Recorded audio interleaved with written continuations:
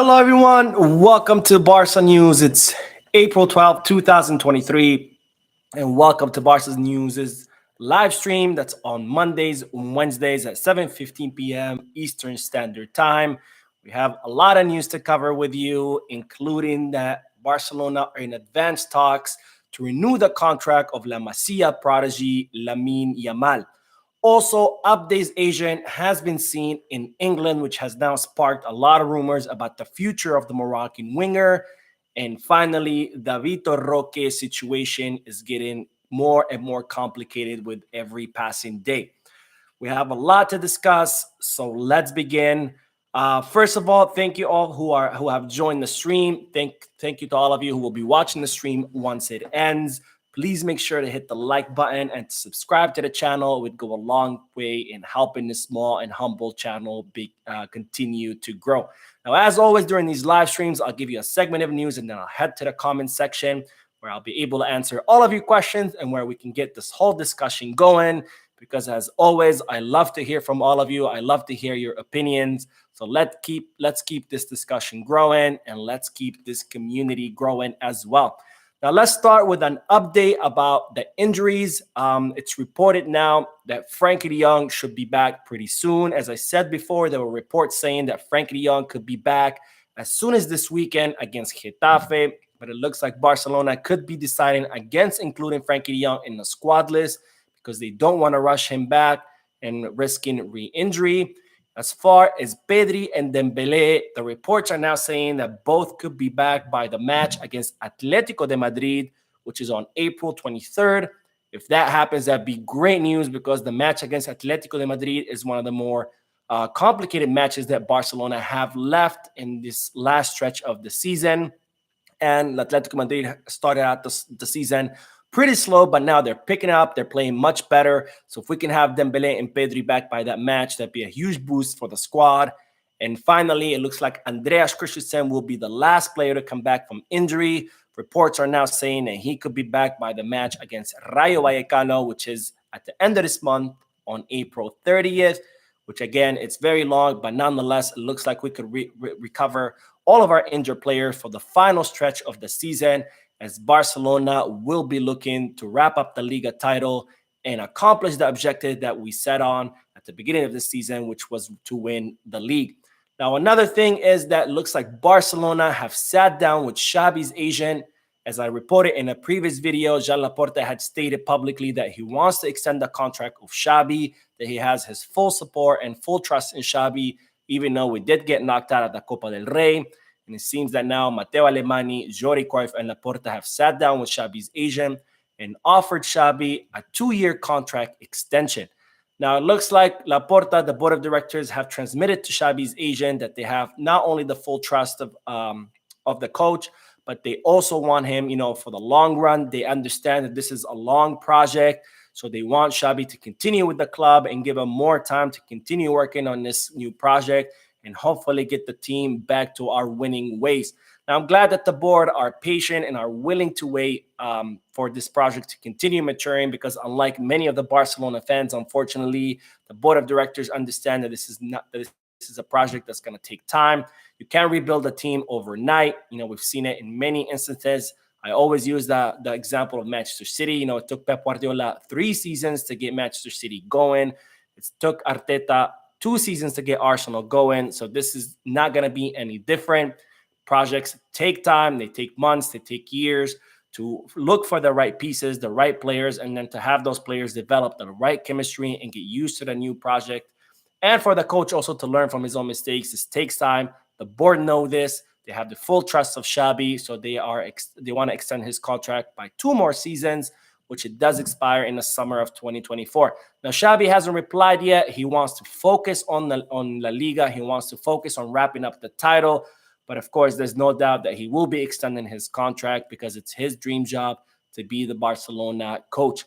Let's head to the comment section, and then we'll move to the next big story, which is in regards to Lamine Yamal, who's the crown jewel of La Masia. Okwa says, good evening from Nigeria. First to comment. Hello, welcome, Okwa. Hello, Nima. Thank you all who have joined, and thank you for being in the chat. May you always be the bearer of good news. Today, I do have some good news, so it's a nice change of pace. I know we've been going through a lot of bad news lately, but today, a lot of good news. So thank you, Nima. Chuchu says, Mo, I'm finally here on the live stream. I know. Welcome, Chuchu. I'm glad you could join us. I always look forward to your comments in the comment section. You always have very interesting things to say. So I'm glad you're here in the live stream, and hopefully you can, add more to this live discussion. Chuchu says, Mo, Xavi ain't the guy, and Arteta is the future Barca coach. I disagree with that. I've said it before. I believe in Xavi. I think he's a good coach. Look how far he's gotten us in the first season. It was Barcelona's expectation that they weren't going to win anything this season because it was the first season of reconstruction. But yet we've won the Spanish Super Cup. We're on our way to not only win La Liga, but also win it by some historical numbers. For example, we are on our way to win it with the least amount of goals conceded, not only in the history of Barcelona, but in the entire history of the Spanish league. I think that's amazing what Xavi has done in such a short period of time. Can he improve? Of course. It's his first full season at the top flight football, so there's no doubt that Xavi could still improve. But I don't think that he's not the right coach. I think he's the right coach. I mean, Arteta is a great coach as well. I don't see him coming to Barcelona anytime soon. I think he's very happy at Arsenal with the project that he has, and he's doing a phenomenal job. I was very shocked when they got knocked out of Europa League, but nonetheless, he's doing a phenomenal job in the Premier League, which is, of course, not easy to win, and it looks like he could win it this season. Grandmaster Yoda says, what's up, Mo? What's up, Grandmaster Yoda? Okwa says, please, do you think Dembele would be back by 23rd? Because his injury gives me heartbreak. That's what the reports are saying, is that Dembele and Pedri will both be back by the Atletico de Madrid match on April 23rd. Hopefully that's the case. There will be a huge boost for the team. So let's see. McBarsa says, like the video too. Yes, please. Thank you, McBarsa. Chuchu says, Mo, are you sure Real isn't allowing us to win La Liga? Because the way they play at the UCL, like, damn, we're not even close. No, I don't think Real Madrid are letting us win La Liga. They started out the season pretty strong, and their performance started to dip. That's just a narrative that the Madrid-based media wants to sell us, that the only reason Barcelona are winning is because Real Madrid are letting us. Don't buy into that BS narrative. Barcelona, statistically speaking, are way superior to Real Madrid. Again, we have the least amount of goals conceded, not just in La Liga, but the entire Europe. So that's pretty amazing. We've beat Real Madrid 4 out of the 7 El Clásicos this season. That's not by coincidence either.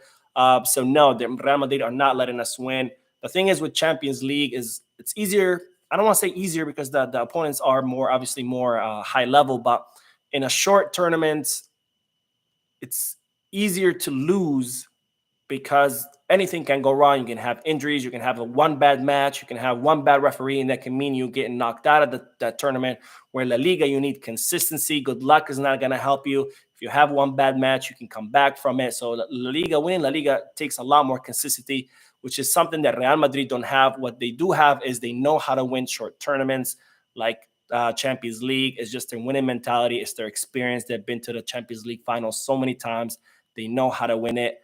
And that's why they do so well in the Champions League versus why Barcelona are not. Let's get back to the news. Then we'll head back to the comment section again. The next segment is about Lamine Yamal. It looks like Barcelona are in advanced talks and have made a lot of progress in the contract renewal of Lamine Yamal. As we've talked about in previous videos, Lamine Yamal is a 15-year-old winger who currently plays for the under-19 youth team, or the Juvenil A. He is absolutely killing it. Xavi and the coaches are saying that they haven't seen talent like this since Messi. That's a huge statement. That's not a statement to be taken lightly because it's coming from Xavi and the coaching staff. This is not just the fans saying this. This is not reporters just saying this, trying to hype this guy up. No, these are actual coaches who've trained players for years, and they say that they haven't seen talent like this since Xavi. And his contract of Lamine Yamal expires in 2024. He turns 16 this summer. And once he turns 16, under the rules, he can finally sign his first professional contract. And of course, Barcelona have been working with Lamine Yamal to give him his first professional contract. They don't want this guy to go anywhere because he is the future of Barcelona. Now, another thing is it looks like Xavi wanted to use Lamine Yamal, call him up to the first squad, given all the injuries that we've been having. But the club told him no because, as I reported a few weeks ago, Something happened while Lamine Yamal was with the under-17 Spanish international squad. He broke the rules. There was some disciplinary issues where he was punished by, I think it was for a whole month. He was suspended from the Spanish team. And that was reported to Barcelona. And Barcelona also took matters into their own hand, and they suspended him for 4 matches. We don't know what he did. We don't know what happened. Lamine Yamal is not really someone who's known for discipline problems. He's a very disciplined player, but something happened while he was with the Spanish team. They won't tell us because he is underage, and when it's underage, they don't report these things to the media. So they're keeping it under wraps. So that's why Xavi was prevented from calling up Lamine Yamal to the first squad. Also, he was prevented from doing that because Lamine Yamal was talking with Barcelona about renewing his contract, and the club didn't want to reward him with first team appearances until he renews his contract. But since now Lamine Yamal has served his suspension, since Lamine Yamal is very close to renewing his contract with Barcelona, we could see him being called up to the first squad, which is huge news because I've been dying to see Lamine Yamal playing with the first team. Again, this guy is absolutely killing it. He's very talented, dribbling, passing, scoring, you name it. If you haven't heard about him, if you haven't seen him, I implore you, go to YouTube, Google Lamine Yamal highlights, and you're going to be absolutely mind blown. So hopefully we get to see Lamine Yamal soon with the first team. And of course, hopefully he signs his first professional contract with Barcelona, because these are the kind of players that we need to keep in our club. Let's head back to the comment section, and then we'll continue because the next segment is about Abde and his future. Okay, where did we leave off? Grandmaster Yoda says, do we think Arteta even wants to come to Barca? Not at the moment. Arteta wants to stay at Arsenal. He has a pretty good project. He has the trust of the club. He's doing really well. So no, I mean, maybe in the future, but as of now, no. Arteta, no. He has no interest of leaving Arsenal. King City says, Mo, I think we need to focus on the left wing as well as lack a good left winger. Correct. Yes, we do need to focus on the left wing, unfortunately, because Ansu and Ferran have both been underperforming. We've seen Xavi sometimes completely scrap that position, doing the 4-4-2 with Rafinha and Lewandowski because he doesn't have anybody reliable on the left wing. So hopefully we can find a solution pretty soon because that definitely lacking on the squad. Nima says, I really wish Xavi spent a year or two as assistant coach under someone like Pep. I mean, yeah, sure. I mean, being assistant coach to someone big, Arteta was Pep Guardiola's assistant and he learned a lot. I think it would have helped, but, we are where we are. Chuchu says, Mo, Koeman trusts youngsters more than Xavi. True or false to take? False. That's a narrative that also keep trying to sell us. Koeman does not trust youngsters more than Xavi. What happened with Koeman is there was a lot of injuries when he was coach. So he was forced to call up youngsters to the first squad. It's not the whole narrative that the Koeman media, all the Dutch media, that were trying to make Barcelona look like the evil club for firing Koeman. They were trying to make it seem like Koeman, he brought up all these youngsters because he's such a visionary. He's not. He was forced to call up those players because there were so many injuries on the team. So it was more of a need base rather than his vision. And in fact, Koeman wanted to sell Pedri. Koeman, when he saw Pedri in training, he said, this guy is not good enough. He should be gone. And he actually asked that the club sell Pedri. I mean, Pedri, come on. How do you mess that up? How do you think Pedri doesn't have the skills to be in Barcelona? I don't know. So no, Koeman does not trust the youngsters more than Xavi. All right, one more and then we'll keep going. Grandmaster Yoda says, I think what happened is Madrid started out strong but dipped. As you said, when they started dipping, we reached our peak. We had more consistency than them, and that got us to first. Correct, yeah. La Liga, winning La Liga is all about consistency. One bad match is not going to matter where, in a knockout tournament like the Champions League, you can have 10 good matches and then one bad one, and then not one bad one gets you knocked out. Where La Liga, you have to be good match after match after match, because even if you get lucky once or twice, that's just not going to be enough. You have to be good every single week. Okay, maybe we'll do one more. By the way, Grandmaster Yoda, I love your name.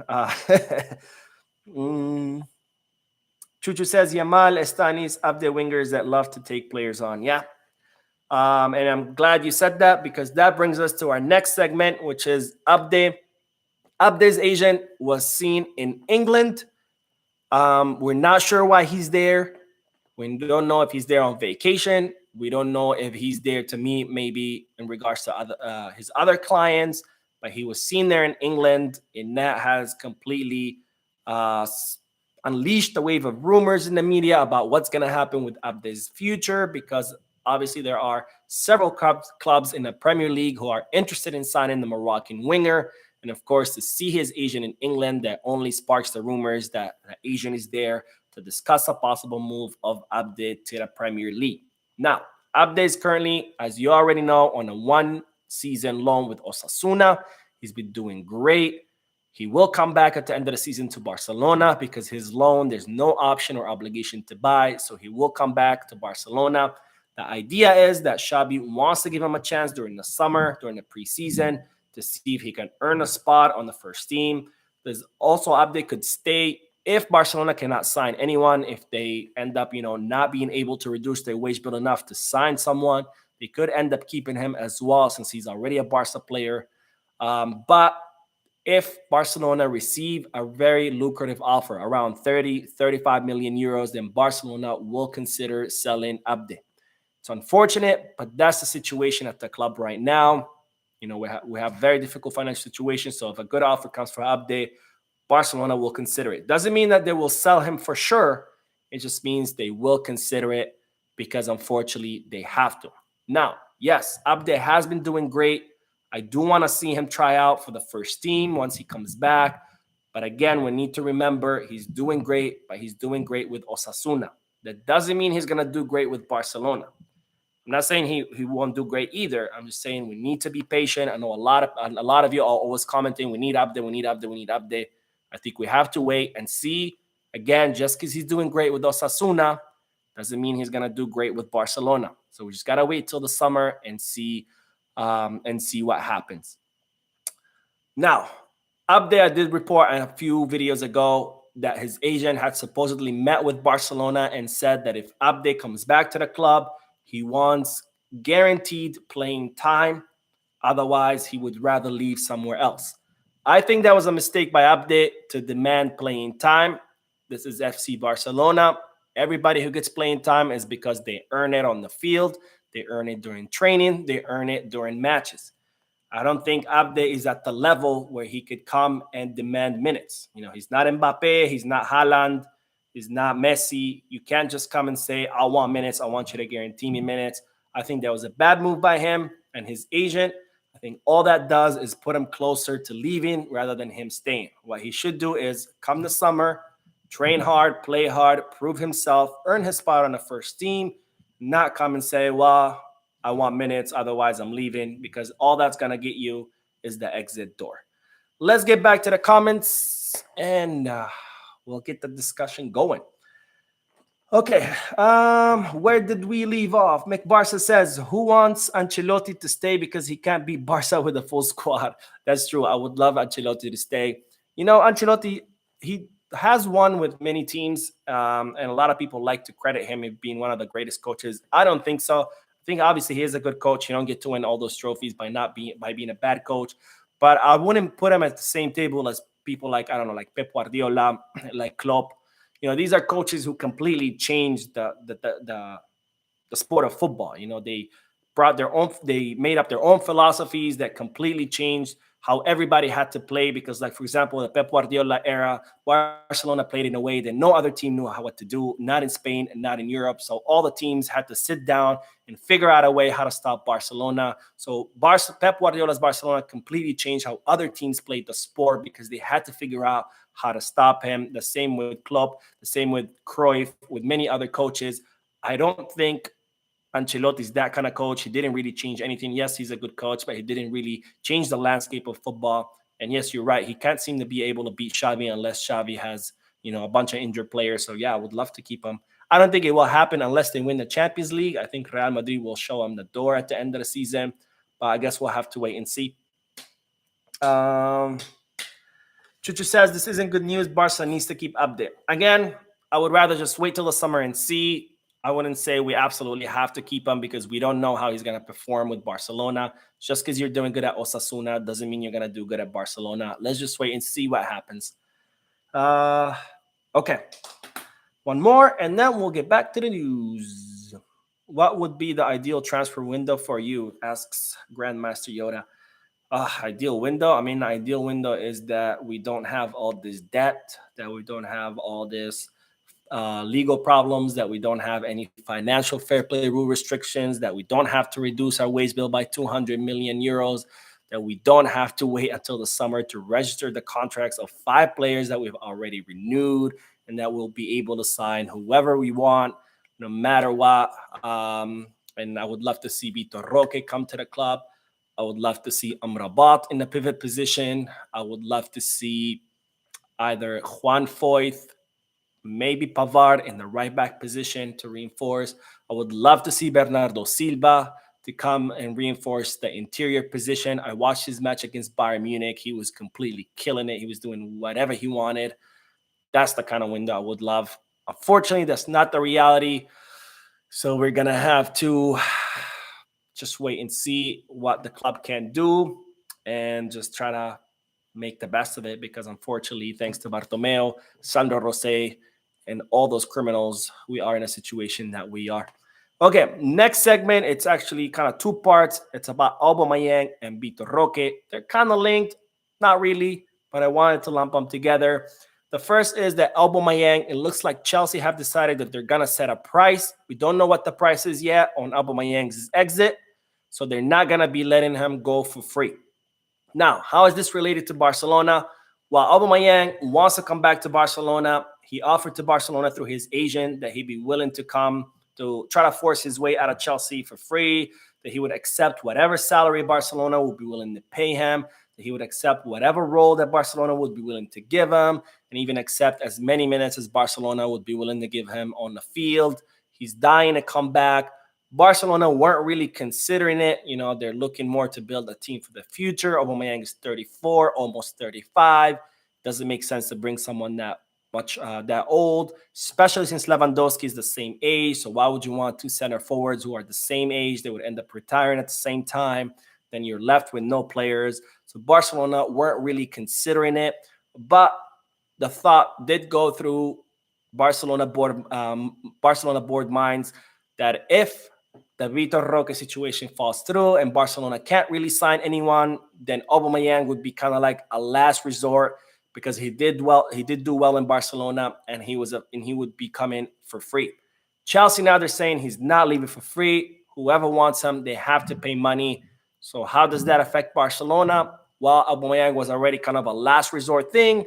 So now that he would actually cost money, it would make him even a more of a last resort thing, because Barcelona, his objective is not to bring Aubameyang, and then if they have to pay for him, they're not going to be willing to do that. There's no money to do it, and even if there was, they're not going to want to pay money for a 34, almost 35-year-old striker. So that just puts Aubameyang that much further. Doesn't mean it's impossible that he's not going to come for sure. Something could happen in the last minute, maybe a swap deal, I don't know, but for now, it's looking less and less likely that Aubameyang could come. Now, Vitor Roque, since I did say that Aubameyang was kind of a consideration if Vitor Roque did not happen, well, it looks like Vitor Roque's situation is getting more and more complicated by the day. Again, Atletico Paranaense want around 45 to 50 million euros. Barcelona are not sure they can pay that money. And as the days keep passing, it makes this operation more and more difficult, because Vitor Roque's price continues to rise. He just won a trophy with Atletico Paranaense, which that makes his price go up. It also means more and more clubs are joining the race, with more and more clubs offering more and more money. So the more time passes, the more difficult it becomes to Barcelona to sign Vitor Roque. Now, it's reported that Premier League clubs are going to start sending official offers to the player in the upcoming days. So that is going to complicate things, of course. And English media outlets are reporting that Barcelona is becoming the least favorite, not the least favorite team, but they're falling down the pecking order as far as the possibility of signing Vitor Roque. So it's not looking good. There's a lot of teams in the Premier League who want him. Newcastle, Arsenal, Chelsea, Manchester, they all want to sign him. They're all willing to pay the 45, 50 million euros that Atletico Paranaense want. Some teams are even willing to offer more so they can take the player. So it looks like what Atletico Paranaense want to do is kind of do like a bidding war for this player, even though Vitor Roque has said that he wants to go to Barcelona. They don't seem to care. They want to do a bidding war for him to see how much more money they can get. And as I said before, Barcelona are not willing to engage in any bidding war. They know how much money they can pay for Vitor Roque, and they're not willing to pay more than that. So it looks like it's becoming more and more difficult. I think the only way Barcelona can now get Vitor Roque is if Vitor Roque puts his foot down and says, I'm not going to go anywhere else besides Barcelona, forcing Atletico Paranaense to only negotiate with Barcelona. Then we can have a better chance, just like Rafinha did, just like Jules Koundé did, just like Lewandowski did. They all put their foot down. They said, I only want to go to Barcelona. So they forced their clubs to negotiate with Barcelona, and Barcelona were able to set a better price. We'll have to see and wait what happens. I, of course, would love to see Vitor Roque on the squad, especially since we have Lewandowski. Can you imagine, Vitor Roque learning from Lewandowski, having the Polish striker pass on the torch, and then having 18-year-old just have so many seasons with Barcelona with so much, bright future ahead of him. I would love to see him, but it's getting more and more complicated. So we're going to have to wait and see what happens with Vitor Roque. Let's head to the comment section, and then we will keep going. All right. Nima says, good update. Just ask for a certain minimum amount of minutes guaranteed. If he fit, that would be okay with me. I don't think anyone could ask anything of Barcelona. Again, this is Barcelona. This is the team that everybody wants to play at. I think if you want to earn your minutes on the team, you're more than welcome. But if you start demanding things, there's the door. Go somewhere else. Let's see. Chuchu says, I'd rather sell Ferran and loan Ansu to get Leao. Leao's not going to happen. That's just like impossible. I always see these suggestions in the comment section of people, we should get this guy and we should get that guy and Mbappe and Ronaldo and Neymar and Pele and Maradona. The reality is we can't even register Gavi's contract, and he only earns 4.5 million euros. These players, 80 million, 70 million, 60 million, there's no way in hell that Barcelona could bring these players over. Even the free agents, people are like, wow, this guy is free and that guy is free. Even the free agents are almost impossible to bring, because not only do you have to worry about a transfer fee, you still have to worry about their salaries. Just because they're free agents doesn't mean they're going to come to Barcelona and play for free. They still have to worry about their salaries. You have to fit those salaries into the wage bill. Right now, we're over by 200 million euros. So, it's so bad that Íñigo Martínez, who has signed his contract with Barcelona, the club have put a clause in his contract that if they can't reduce the wage bill and register him, he would have to go on loan to somewhere else. So we're even having a hard time with free agents. Why do you think we can sign these players who are worth 80, 60, even 20 million euros? Like, impossible. I think we need to keep our expectations low. We need to come back to reality and stop thinking that Barcelona is somehow going to sign all these players, Leao, Frimpong, whatever, all these suggestions I hear is not going to happen. Let's live in reality, not in dream world. Let's see what else. Peter says, how about Gavi renewal? His case is more important than Abde. No need to buy any players. Okay. So Gavi's renewal, obviously that's a main priority. His Gavi, Araujo, Sergi, Marcos Alonso, and who else? Who am I forgetting? And the renewal of Balde. Those are the 5 main priorities for the club. So before the club can sign anyone, that's the 5 priorities they want to do. They want to make sure to register those contracts before anything, before even thinking about bringing anyone else. Okay, let's see. Grandmaster says, what really cements the influence that the Madrid media has is that nobody ever brings up the 4-0 beating that we gave Madrid, but everybody praises Madrid for beating us 4-0. I agree.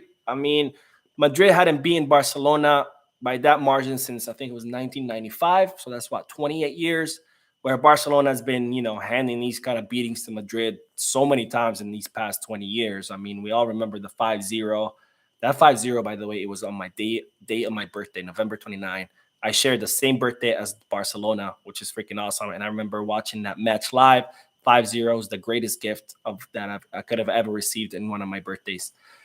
Let's see. Rafinha shouldn't have forced this club to sell to Barcelona. I don't like Rafinha. I made it clear, and it's nothing personal. It's just his performance. Um, I agree with you. Rafinha is good, but not at the level of Barca. Correct. I think he was great in Leeds United. That doesn't again, and this is why I say we have to be patient about Abde. Just because he's doing great in Osasuna doesn't mean he's going to do great in Barcelona. Just look at Rafinha. He was doing absolutely amazing with Leeds. He comes to Barcelona, not really doing much of a difference. And that's actually a perfect comment because that brings me to the last bit of news, and then we'll wrap it up. And that's someone, I think it was Barcelona Universal, published interesting statistics that show that Lewandowski, when he plays with Dembele, the matches that he played with Dembele, he had a goal contribution or a goal and a goal contribution rate of 1.08 per match. So that's one goal or one assist per match. Without Dembele, that drops to 0.58, so almost half.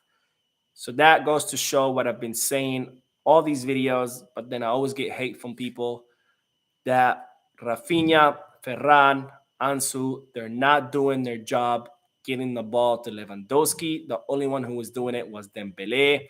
That's why Lewandowski was scoring so many goals at the first half of the season. Dembele gets injured. All of a sudden, Lewandowski's goal contribution goes down by half. That's not a coincidence, and that's because we have a huge and a serious problem with our wingers who don't do anything. But then people keep telling me in the comments, oh, you're just a Rafinha hater. Not a hater. It's just the reality. I think we need to stop with the bullshit excuses. Excuse my language. This is FC Barcelona, the biggest club in the world, the biggest club in history, and we need to hold our players to the Barcelona standards. And if they can't meet these standards, then they need to go somewhere else. They need to be sold, they need to be loaned, whatever they need to do. Since Barcelona, we need to hold our players to our standards. Enough making excuses for our players. Well, Rafinha's not a dribbler. Oh, well, he's not really a goal scorer. All this is BS. If he's not those things, he needs to go. If you're a Barcelona attacker, you better be putting up goals. If you can't put up those goals, there's the door. Simple as that. Let's stop making BS excuses for our players and let's start demanding excellence because that's how we're going to win, not by making up cheap excuses for our players. So that is it, guys. I'll do a few more comments and then we'll wrap this up. And let's see. Let's see. I don't even remember where I left off. Chuchu, Sergi, priority. We need to sell that man. Sergi's not going to be sold. First of all, nobody's going to buy him. Second of all, he's earning, I think, like 600,000. He's barely earning any money. He's earning more as much as a Barca Athletic player. Selling him is, I mean, first of all, you're not going to make any money off selling him.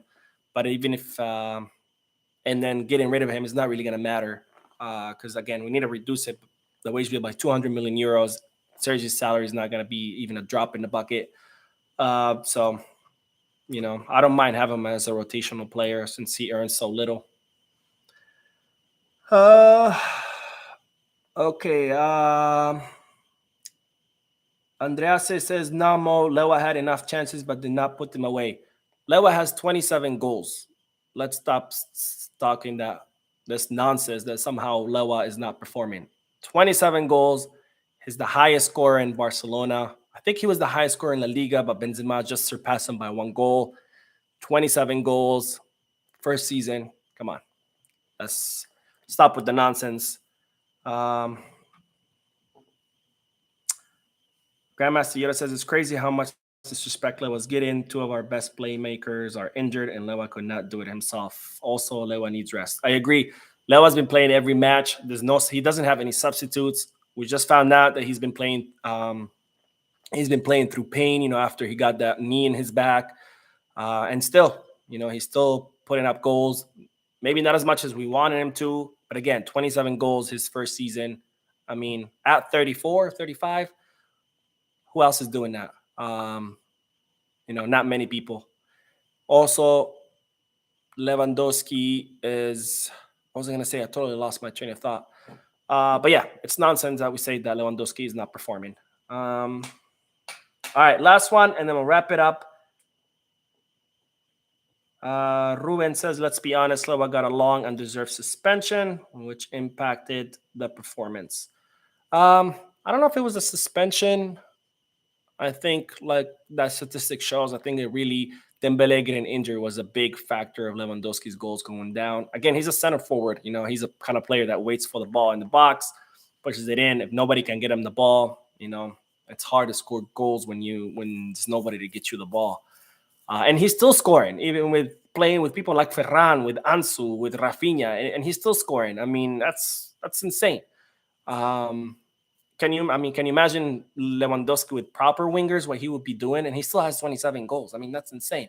He'd probably have 50 if he had proper wingers to get him the ball. But anyways, that's it, guys. Thank you for joining. Thank you for always participating in this discussion. Thank you for those who will be watching the stream later after it ends. I will see you tomorrow in the next video. Again, these live streams are on Monday and Wednesday, 7:15 p.m. Eastern Standard Time. I will see you in tomorrow's video. And as always, Peace, Barça.